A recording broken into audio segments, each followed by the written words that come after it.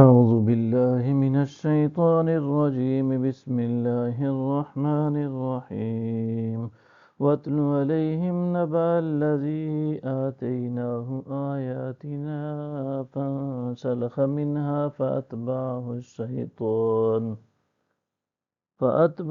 الشيطان فكان من الغاوين۔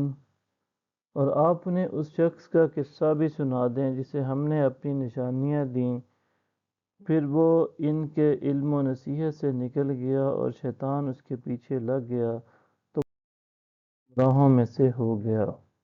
وَلَوْ شِئْنَا لَرَفَعْنَاهُ بِهَا وَلَكِنَّهُ أَخْلَدَ إِلَى الْأَرْضِ وَاتَّبَعَ هَوَاهُ فَمَثَلُهُ كَمَثَلِ الْكَلْبِ إِن تَحْمِلْ عَلَيْهِ يَلْهَثْ أَوْ تَتْرُكْهُ يَلْهَث ذَلِكَ مَثَلُ الْقَوْمِ الَّذِينَ كَذَّبُوا بِآيَاتِنَا فَاقْصُصِ الْقَصَصَ لَعَلَّهُمْ يَتَفَكَّرُونَ۔ اور اگر ہم چاہتے تو اسے ان کے ذریعے بلند فرما دیتے، لیکن وہ زمینی دنیا کی پستی کی طرف راغب ہو گیا اور اپنی خواہش کا پیرو بن گیا۔ اب اس کی مثال اس کتے کی مثال جیسی ہے کہ اگر تو اس پر سختی کرے تو وہ زبان نکال دے، یا تو اسے چھوڑ دے تب بھی زبان نکالے رہے۔ یہ ایسے لوگوں کی مثال ہے جنہوں نے ہماری آیتوں کو جھٹلایا، تو آپ یہ واقعات لوگوں سے بیان کریں تاکہ وہ غور و فکر کریں۔ ساء مثلا القوم الذين كذبوا بآياتنا وأنفسهم كانوا يظلمون۔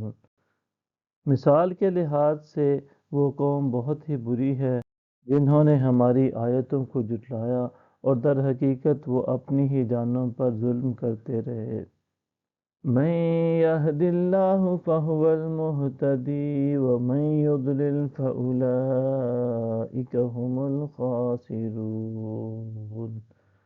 جسے اللہ ہدایت فرماتا ہے پس وہی ہدایت پانے والا ہے، اور جسے وہ گمراہ ٹھہراتا ہے پس وہی نقصان اٹھانے والے ہیں۔